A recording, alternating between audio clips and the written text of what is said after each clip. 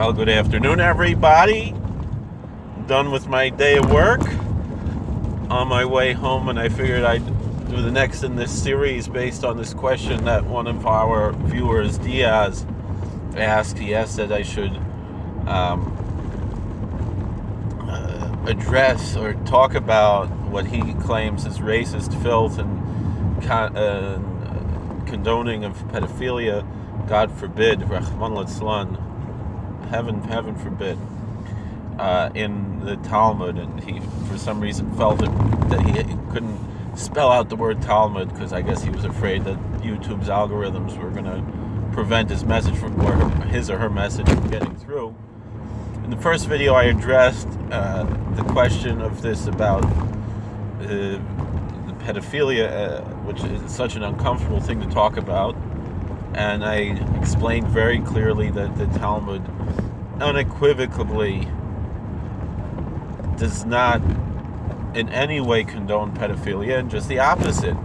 It absolutely prohibits it and goes out of its way to explain. And you can't have any even loophole, God forbid, to say that there's some form that's permitted. Every form is absolutely prohibited and sinful according to the Talmud, and that's common sense. We don't need the Talmud to tell us that, but it is in there. And so the people who misinterpret discussions of statutory laws to mean something that it doesn't mean, it's an intentional, whoever at least started that, I understand, if after that someone just read some pamphlet or some book and never learned inside, but whoever started this rumor, it was intentionally being malicious and spreading falsehood and lies and slander. When it comes to, and not only that, but what I've neglected to mention was how many safeguards that the Talmud actually places to prevent children from becoming victims of pedophilia. And if they're faced with the worries that they might be abused by members of another culture, as was common in the ancient Roman and ancient Greek cultures, to engage in pederasty and other disgusting, sinful actions, that the Talmud actually mentions to go out of the way to make sure not to let a child be alone with members of these heathen cultures that did not have any qualms about it, but rather that was part of their ancient culture. And that is actually a segue to the discussion that we're going to have in this video on the question of racism in the Talmud. So the first video was the one that discussed, as we said, the questions of sexual perversion. The second video kind of was a preamble to this video and a preface to this video, in a certain sense, to explain what the Talmud is, because there's a lot of mistakes about how the Talmud is viewed and what its purpose is,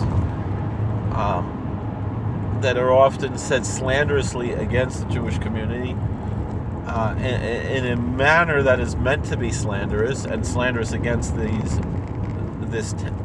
texts. And we're going to have to make a separate video again addressing some of these issues more in depth and discussing what we mean by this. But when it comes to this question of racism, as I said in our previous video, which was the second video in this series, and I'm thinking maybe we'll make 4 videos perhaps in this series, maybe we'll have to make a 5th, we'll see. I affirmed that it's much more nuanced when it comes to the question of racism. And there certainly are passages in the Talmud that could be understood as religious discrimination, perhaps, or at least viewing other religious communities in a negative light, and a few passages that could be, some of those passages are not racist but religiousist, right? Most of the passages that are interpreted as and accused of being racist are not racist but religionist. There are some passages that could be interpreted, or actually maybe even are racist, maybe in a minor kind of folksy way, or a casual way. And then there are, that's not to be surprising from a text that, the latest date, it ranges from traditions that start 2,400 years ago to things that are as recent as about 1,500, 1,400 years ago, 1,300 years ago. I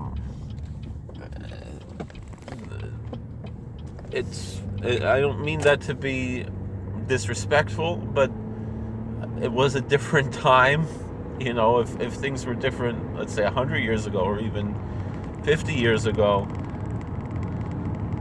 things are, well, maybe now already we'll have to say 60, 70 years ago, we say it was a different time, and things have to be looked at in context. Certainly when we're talking about over 1,000 years ago, things have to be looked in a different context and understood from the context of where they're coming from, to the point where the fact of the matter is, for its time, the Talmud was not racist, and had many passages that fought against racism, meaning there was an awareness in the Talmud that racism is an evil, which is surprising. And these go back to over 2,000 years ago. The traditions that are quoted, the stories that are quoted to fight against racism, and even to the point of reinterpreting scripture based on other scriptures, that in order to fight against racism. And so to make the claim that the Talmud is racist is totally ignorant, because first of all, as we said in our second video, the Talmud presents many different opinions, most of which often are rejected. So simply to take a quote out of context, and whether the understanding of that quote is either ambivalent or outright rejected, so then why are we bringing it up? It doesn't represent the whole of this encyclopedia of knowledge here. And furthermore, as we said, there are significant passages that oppose racism. I'm nervous to use this term anti-racist, because that's become a loaded term that the left has begun using to really mean something that it doesn't mean at all. But if we take it away from that loaded, quote-unquote, woke term of anti-racist, the truth is that there are many passages in the Talmud that are outright anti-racist, authentically so. And another aspect of what I want to bring up is, again, a quote from the Talmud that kind of explains, in general, how many of these misunderstandings and misinterpretations of the Talmud come about. And that's because we have a passage in the Talmud that says something really beautiful and poignant and important. It says, Divrei Torah aniyim b'makom echad, v'ashirim b'makom acher, which literally means the words of the Torah are poor, are impoverished in one place, and are rich in another place. What that means is that you have to look at both our written Torah, the Bible, and our oral Torah, our oral traditions that explain the Bible in a holistic manner, and not take one small thing out of context. Because if you say, so the meaning of that the words of Torah are poor in one place, that means that in order to interpret properly a particular passage, you need to have a holistic view and scholarship of the big picture in order to recognize that the interpretation that you're making is false. And most of the time it just takes common sense to recognize that. And usually people, what they do is they have an agenda to either vilify, defame, or misinterpret the Talmud for their own agenda, or to make some sort of reform that is totally unfounded and baseless and sinful. Like the example that we gave, which no one ever thought of this until, I guess, maybe a little over 100 years ago, 150 years ago, of how the Talmud says that it's, Aseh Shabbat Chachol V'al Tistarach Labrios, that you should make your Sabbath a weekday and not beg, become a ward of the community, not be needy to other people that God created. And that was always interpreted to mean to conduct, that if someone is suffering from poverty, they should conduct themselves within their means, even when it comes to the celebration of the Sabbath, which is a glory to God. And it was never interpreted to mean that one is allowed to work on the Sabbath to avoid becoming needy and begging for money. So that's where this, these types of things. So what we could say is that it's poor in this one place unless you look in the holistic manner, that we understand that there's no right here for the Talmud to say that you're allowed to work on the Sabbath, because the Bible says you're not allowed to work on the Sabbath, and everywhere else in the Talmud it's clear that you're not allowed to work on the Sabbath. So there's no way that could be interpreted to mean that one is allowed to work on the Sabbath, except for, of course, in the case of life or death, and so, which is why we have the ambulance corps that goes out on the Sabbath and so forth.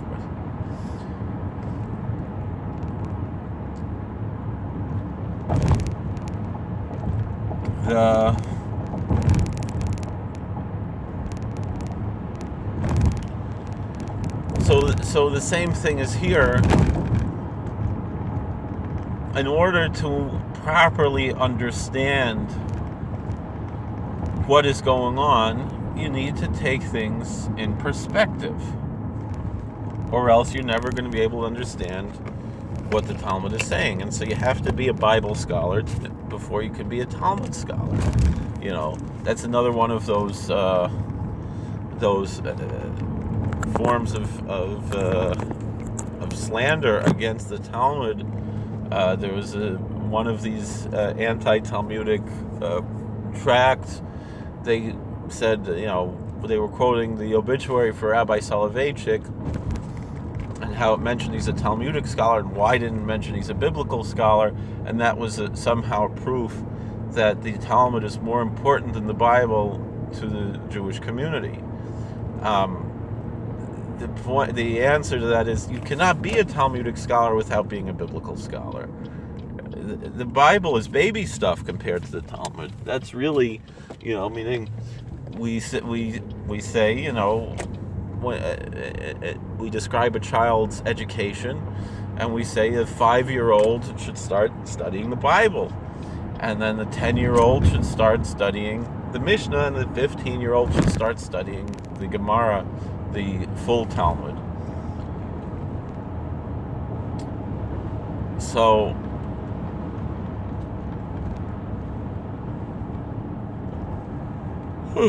excuse me, a little tired. And so but then for the rest of your life, you're studying all of these 3 aspects of Torah study. But you start off, the basics is the Bible.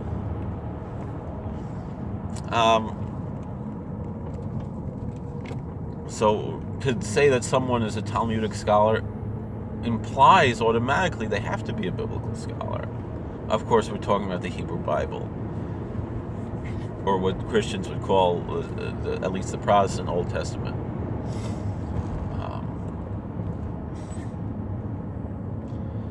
Now, when discussing this question, though, so now of racism, let's get into the real meat and potatoes.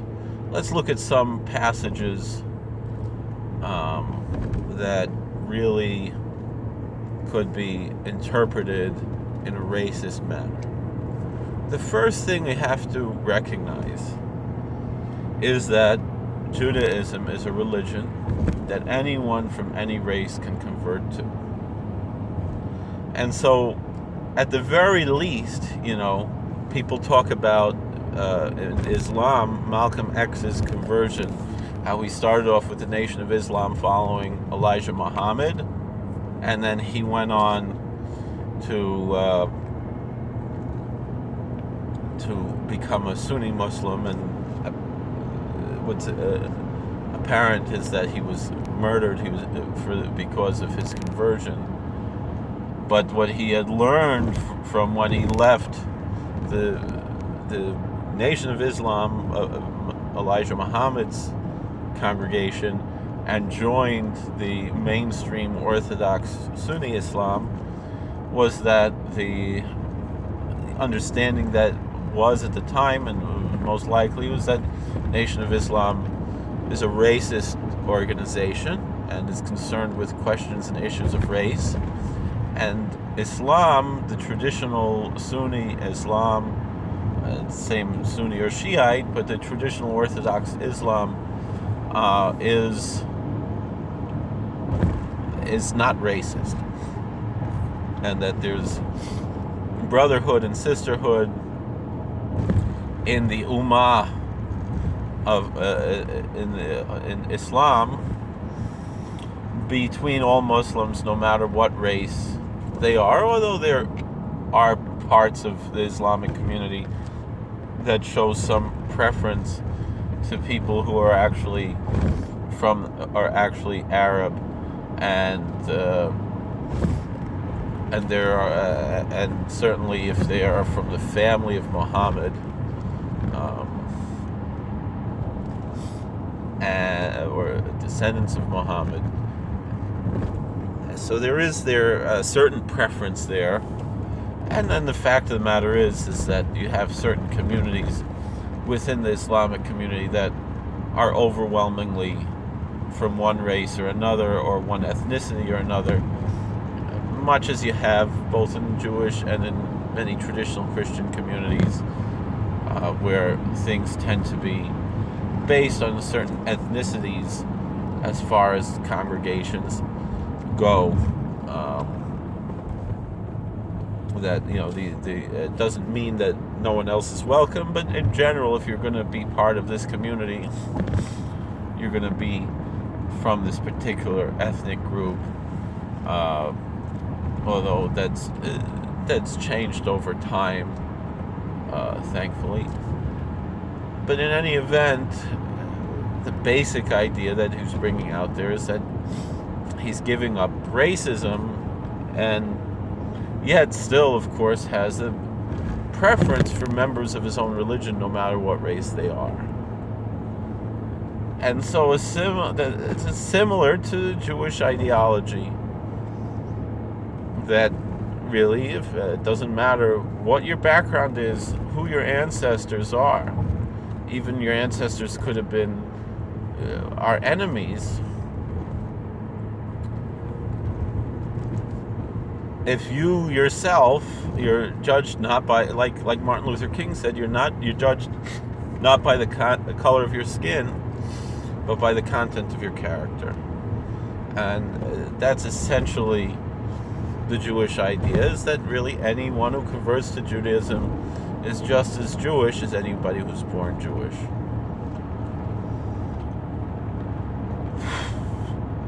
And so therefore, when we speak of racism, really we're speaking most of the time about religionism, to say that if you convert to Judaism, no matter what race you are, none of these negative things that are mentioned in the Talmud apply to you. So let's give some examples about this here. So then the question comes, does that mean that Judaism has a negative view of members of other religions? And so then again, it has to come down to, and so we pretty much have established that it's not essentially racist. That's not to say that racism didn't and doesn't exist in the Jewish communities, but we're saying is that the Talmud doesn't condone that racism necessarily. It recognizes it as part of the human condition and opposes it.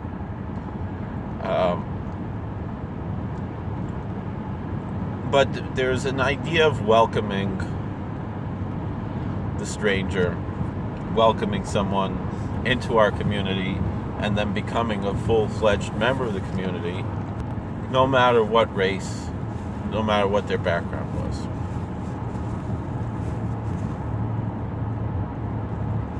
But, so then the question again is, so now we're going to have there's a Masechtas Avodah Zarah, there's a tractate in the Talmud called Avodah Zarah, which means foreign worship, meaning idolatry, and how to deal with idolatry and idolaters in Jewish law, and our opposition to idolatry, and our relationship with people who practice idolatry. I did a series here on YouTube where I gave lectures on that entire tractate. For some reason, some of the videos have been removed, and I never got any explanation why. I might have to go back and do those pages again sometime,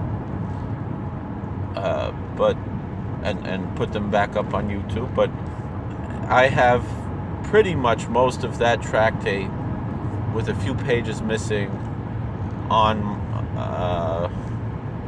my YouTube channel that you can learn, and that's going to be probably one of the most controversial tractates, one of the most controversial volumes of the Talmud, because it discusses these issues of our relationship with members of other religions.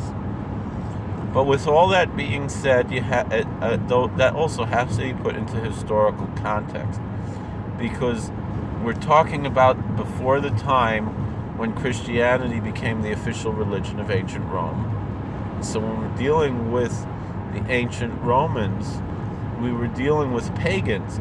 But not only were we dealing with pagans, but we were dealing with pagans who had no concept of human rights. And essentially, that is really the core value, the value of human rights, that I believe that, personally I believe, but also I believe that the message and the essence of what the Talmud is teaching the world is that that's what they care about the most as far as people outside of our community.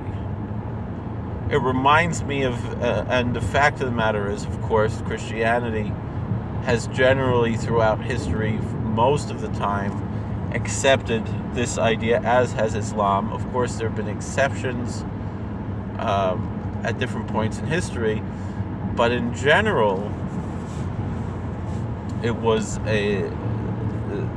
these two religions that came out of Judaism spread, most importantly, that basic idea of human rights to the pagan world, even to the point where there was generally, and certainly today, an influence on the pagan world to recognize the value of human rights.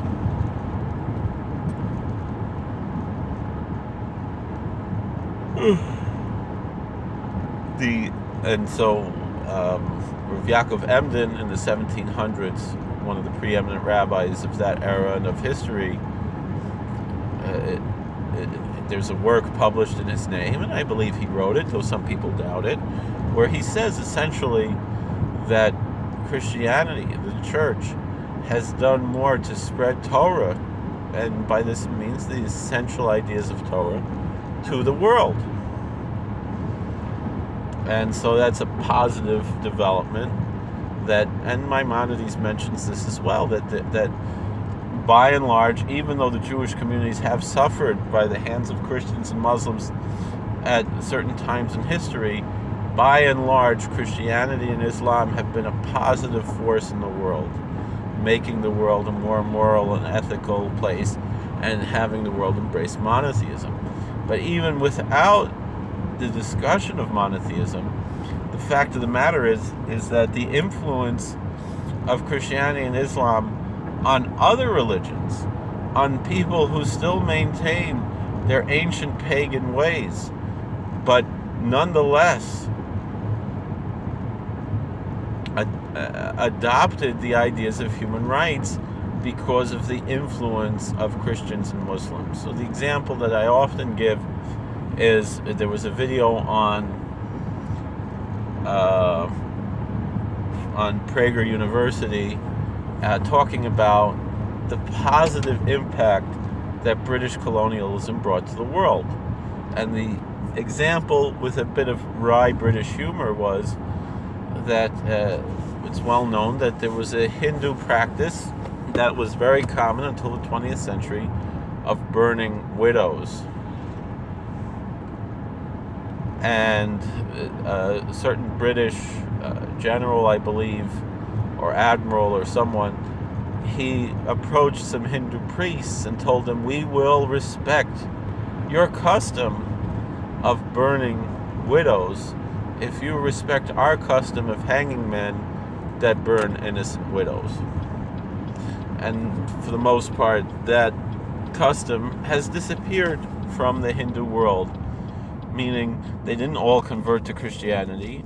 They didn't give up their, at least, their different interpretations within Hinduism of their pantheon, whether it's symbolic, whether they represent some other form like an angelic form, and that there is ultimately one monotheistic creator that they believe in, a first cause that is very similar to our theology, and then that these other what are usually translated as gods, according to Alan Watts, he says it would be, who's a scholar of Hinduism and other Eastern religions and religion in general, he said that really it would be much better to translate the Hindu pantheon not as gods but as angels. But that's neither here nor there. It's not really our point. But the point is that this influence of valuing human rights has transformed the world, and by and large it was Christianity that did that, as well as Islam, both of which got this idea from Judaism. But again, the fact of the matter is, before there was a spread of Christianity, because this story of India, we're talking about the 19th and 20th century. And ancient Rome, there was not really the value, and ancient Greece, there was not really the value of human rights. Abandoning newborn babies was a highly common practice throughout Europe, both in the Mediterranean, Greece and Rome, and also in the northern countries, and even to the point where when a lot of the Norse peoples converted to Christianity, they asked their priests if they could still maintain their custom, their ancient custom of abandoning babies that they were unable to take care of, which of course is anathema to Christianity. And yet, historically, quite often there was this tendency of the church to make concessions to pagan practices, even including these types of things. So, but the point that I'm bringing out here is that when the Talmud is making these statements about idolaters, about pagans, heathens, we're talking about people who had no value of human rights, people who regularly and openly engaged in sexual perversions, and people who had no qualms about killing, about stealing, and so forth. That was their culture. And so these statements were not general statements about Gentiles, but rather within a historical context, and not even statements about idolaters, but it was within a historical context of how people lived their lives and conducted themselves in these ancient societies. That was seen as anathema to the ethical monotheism that the Torah wanted. Not only the priestly laws that applied to the Israelites, to the Jews, which the remnant of Israel, but to include the certain basic laws, what we call the 7 laws of Noah, that apply to the whole world. Not to murder, not to steal, not to commit sexual perversions and adultery and incest and so forth, not to, and it included, not to be cruel to animals, not to worship idols and so forth.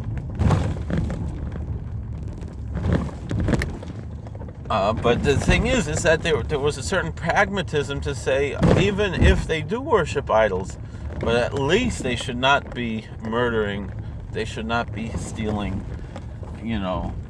they shouldn't be abusing children, they shouldn't be, doing all of these evil and dishonest and sinful things.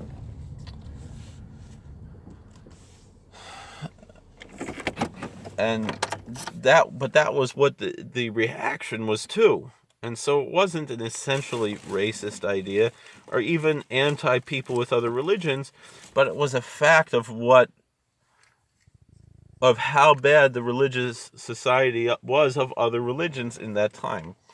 And so that will come to where you find statements like Rabbi Shimon ben Yochai, who was a highly regarded Tana, one of the most respected and revered saints in the Jewish tradition, where he is quoted to say that the best of the Gentiles should be killed. Again, he wasn't speaking about throughout history. He was speaking particularly in that time of where they lived under the occupation and persecution of ancient Rome, where his teacher, Rabbi Akiva, was tortured to death and had his flesh raked off of his skin while being burnt on coals as an old elderly man, and how his flesh was sold in the marketplace to cannibals. That's the type of society that Rabbi Shimon was saying that the best of them are still worthy of the death penalty. He wasn't necessarily making a statement that they should be murdered, but that rather that they were liable to judgment if a proper court of law was available.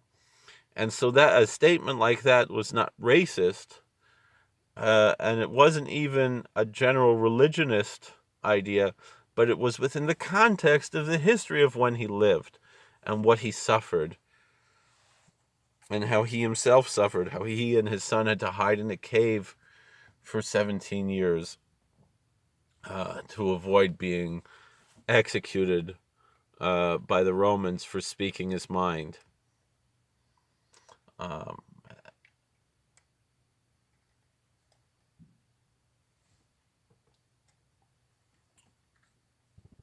we're gonna let's just talk a little bit more about some of these other passages.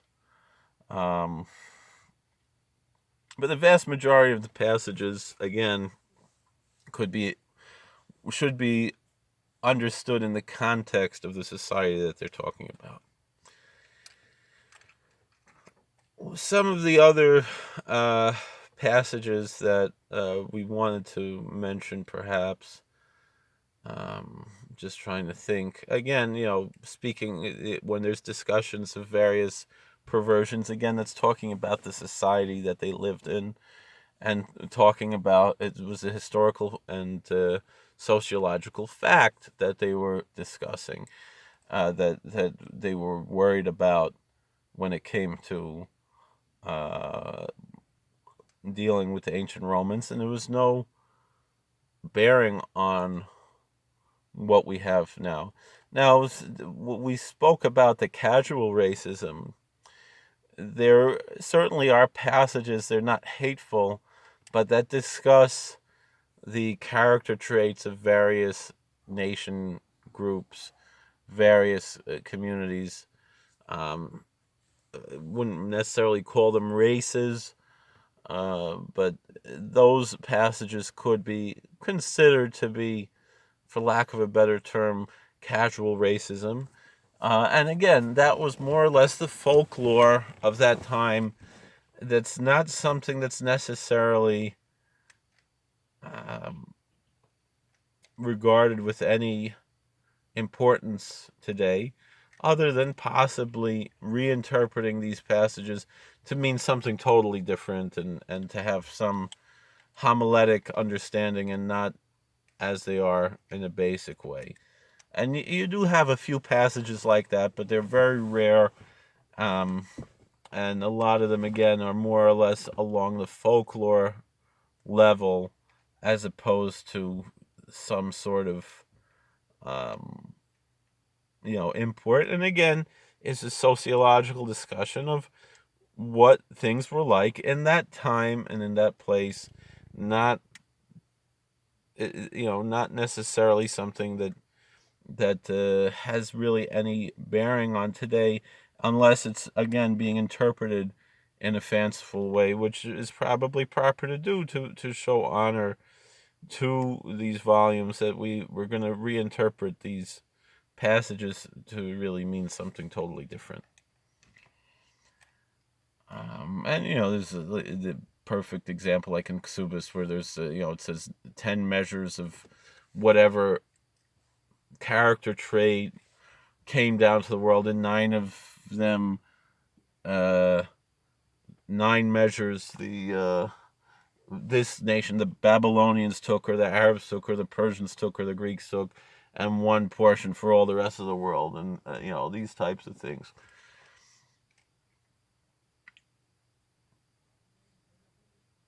In the end, there's just another thing to just discuss before we finish, is to go back to what we started with, is that there's actually authentic anti-racism in the Talmud. One example would be that the Bible tells us there's certain nations that are not allowed to enter into the congregation of the Lord, which, according to the rabbinical tradition that's preserved in the Talmud, it means that even if someone from these nations, the Moabites and the Ammonites and so forth, even if they convert to Judaism, they cannot marry into the main Jewish community.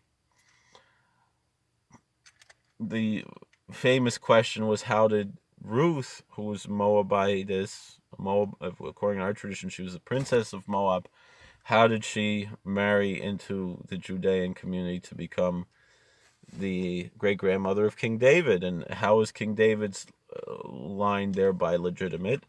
And again, so the answer that was brought up is that and based on, and we've discussed this other times, I don't really have time to go into the whole homily behind this, is that essentially the rule applied only to the men and not to the women, because the Bible in Deuteronomy specifically says, because they didn't greet you with bread and water, and the women were not expected to greet them with bread and water because Sarah did not serve the angels when they came to visit the tent in the book of Genesis. Abraham served them himself, because it's not proper for women to be serving men. It's not modest, even though the whole story with the Moabite women that took place also in the book of Numbers, notwithstanding.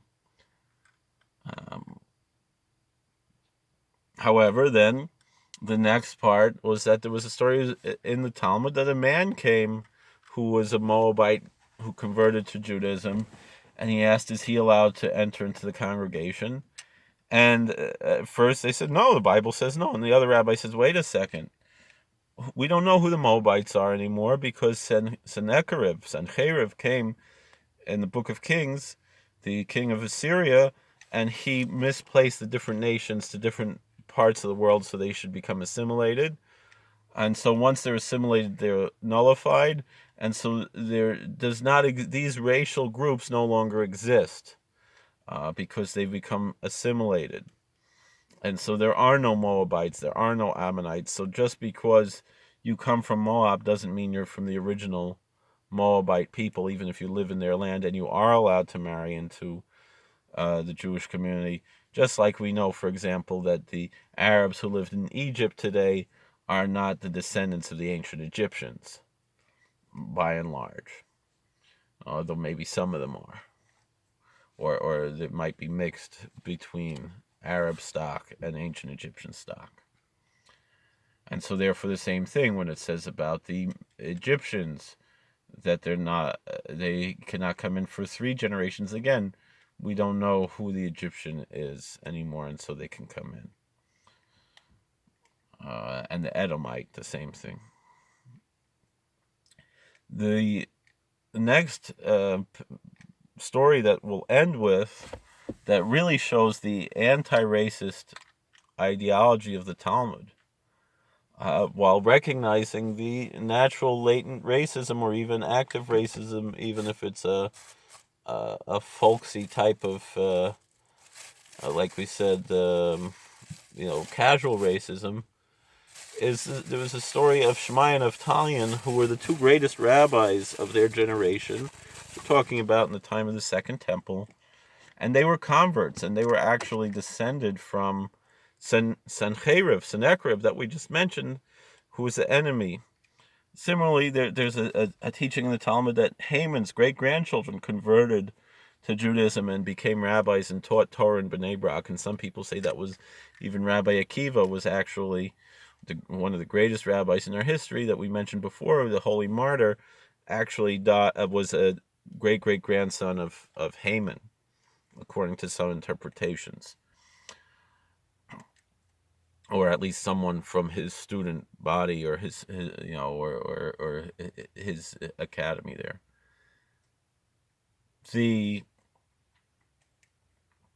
But back to Shammai and Talion, who lived earlier in Jewish history, there's a fascinating story where, in general, the Talmud tells us that the high priests in the Second Temple were highly corrupt. They were mostly sellouts to the ancient Romans, and they were not loyal Jews. So a Christian might, read the New Testament and read about the high priest. Caiaphas, I think, was one named there. We don't have any record of such a high priest, because there were hundreds of these high priests that would die every year because they were not worthy of the position. They were appointed by Rome. They were sellouts to Rome. And so a person like Caiaphas would be seen as just as evil as the Christians see him. The Jewish community would also see him as an evil person. Some maybe weren't so bad, but they still weren't perfect. And then there were some who were very holy and saintly men, particularly Shimon HaTzadik. Simon the Just was one of the few holy and saintly high priests in the time of the Second Temple. And that's why, for the most part, the Jewish religious leadership stopped being a priesthood, and because even though we still maintain this priesthood, it developed from being that the priests were serving as the religious leaders, where to the point where the priests are more just figureheads who are ceremonial position, and that the rabbinical leadership was really more of a lay leadership, technically speaking, but people who were great scholars, no matter what stock they came from, as is evidence from the fact that, like we said, these two brothers who were converts from whose ancestry included Sennacherib, the king of Assyria that destroyed the 10 lost tribes, they became in their time the greatest rabbis of their generation. And the story goes was that that year the high priest made it out on Yom Kippur, on the Day of Atonement, out of the Holy of Holies, which often they didn't. Usually they didn't. But that year, I guess he was a little bit better. Maybe he died a little later, but he made it out of the Holy of Holies, and the custom was that the high priest, if he survived, the community would walk him home, and there'd be a big throng of people, which is similar to how in the Hasidic communities today, they'll walk home the grand rabbi after the holidays with a great procession in a similar manner. And so in Yiddish they call it a begleiten. So the people were begleiting the Kohen Gadol, the high priest, in the night after Yom Kippur on his way home after the Day of Atonement. And among those people who were showing this honor to the high priest, even though he might not have been deserving such an honor, were these two great rabbis who were converts, Shmai and Naftalion. And a throng kind of gathered, a throng within the throng kind of gathered around Shmai and Naftalion to show them respect as being the great scholarly leaders of the community, of the nation. And they went to give their greetings to the high priest, and the high priest felt a little embarrassed that the honor was being shown to the rabbis who were converts, and so he gave them a backhanded remark. He said, "Shalom Aleichem, peace be unto you, you children of Gentiles." And Shmai and Naftalion's answer to him back was, "Better there should be peace upon us, the children of Gentiles, who act like Aaron, the Aaron, who perform the acts of Aaron, than you, a son of Aaron, who does not follow the ways of Aaron." And so there you have a direct condemnation of racism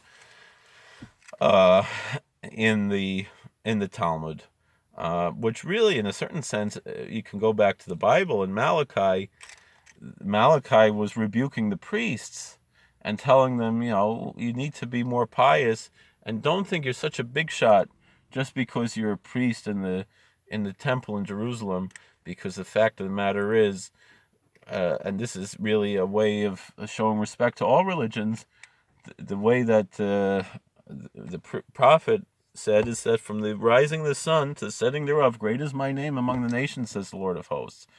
And everywhere they're all giving honor to my name, meaning that was before Christianity, before Islam, where we're not talking about